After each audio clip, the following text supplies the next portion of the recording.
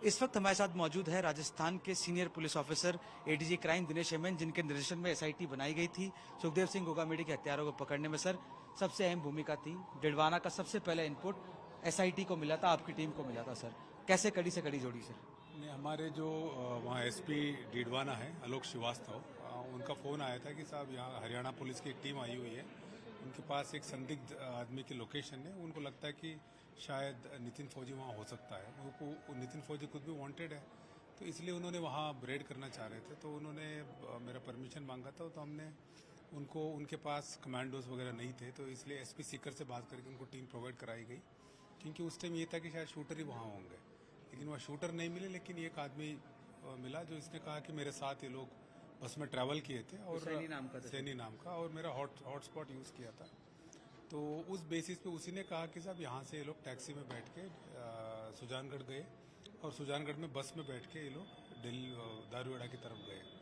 तो उसके बाद जब दारूवाड़ा का लोकेशन हमें पता चला, तो हमने हमारी टीम को भी प्लस कमिश्नर साहब को बताया, तो हमारी टीम वहाँ गई, और उसके बाद वहाँ से पता चला हिसार की है, तो हिसार गए। हिसार में जो उधम नाई के बारे में पता किया, और तब तक दिल्ली पुलिस को भी आ गई थी, तो उसके बाद दोनों ने मिलकर चंडीगढ़ में इनको पकड़ा। सर, लॉरेंस बिश्नोई, रोहित गोदारा, संपत नेहरा, आपने आनंदपाल गैंग को खत्म कर दिया, लेकिन ये नया अपना साम्राज्य बनाने की कोशिश कर रहे हैं। सर, यहाँ क्या हम थोड़े धीरे हैं? राजस्थान पुलिस धीरे, इतने गैंग्स को खत्म करा, यहाँ क्या आपको लगता है कोई चूक है, या फिर ये और ज्यादा प्रोफेशनल है पिछले जितने भी अपराधी थे उनसे?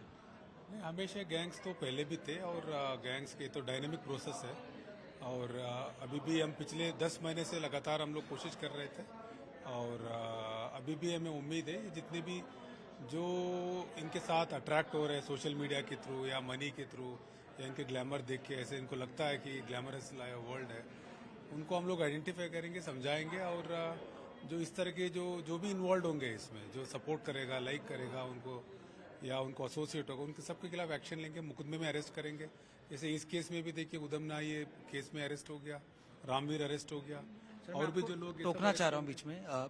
नितिन फौजी के बारे में भी कुछ जानकारी मिल रही है कि उसको पहले यूज करा और यूज करके छोड़ दिया, तो क्या इनका मोटस ऑपरेंडी के युवा जो इनसे प्रभावित होते हैं सोशल मीडिया से, उनको यूज करो और फिर छोड़ दो? सर, नहीं, हर गैंग का यही होता है, जो गैंगस्टर तो कहीं या तो जेल में होगा, बाहर होगा, अपने नॉर्मल लाइफ जी रहा होगा, इस तरह के युवाओं को बुलाएंगे, उनको काम कराएंगे, उसके बाद उनके ऊपर छोड़ देते हैं लोग, और इससे जो टेरर बनेगा उससे वो पैसे कमाते रहेंगे और ऐश करते रहेंगे। तो इन युवाओं को समझना चाहिए, किसी की बहकाव में नहीं आए और अपनी जिंदगी बर्बाद नहीं करे।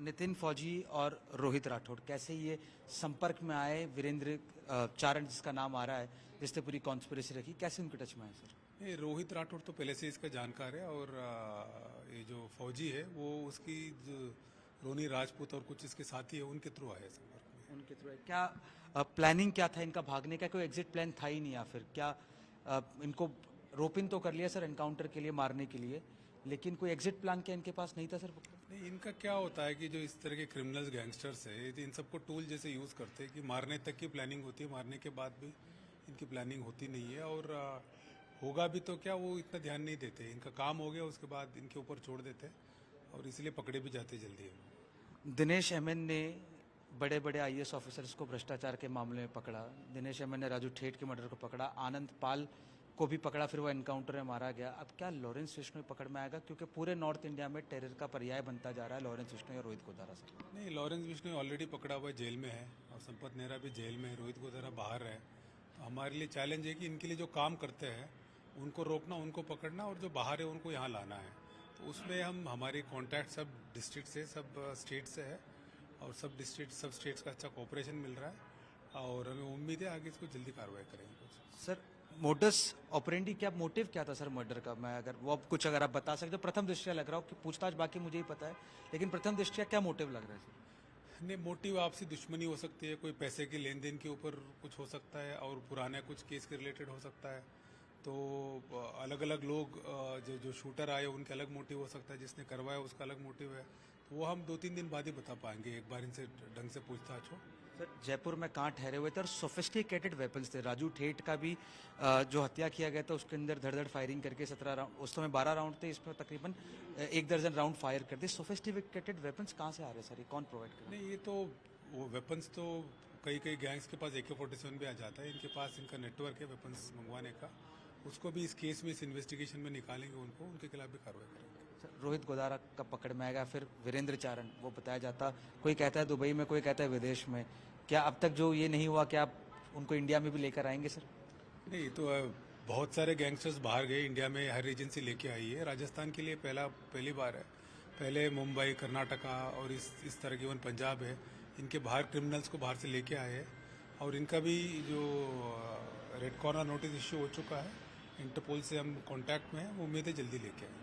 तो ये थे हमारे साथ में दिनेश एमएन। इनका कहना है कि जो विदेश में आरोपी है उनको भी जल्द लेकर आएंगे और पूरे नेटवर्क को तोड़ेंगे। कैमरा पर्सन मनीष कुमार के साथ जयपुर से जय किशन शर्मा।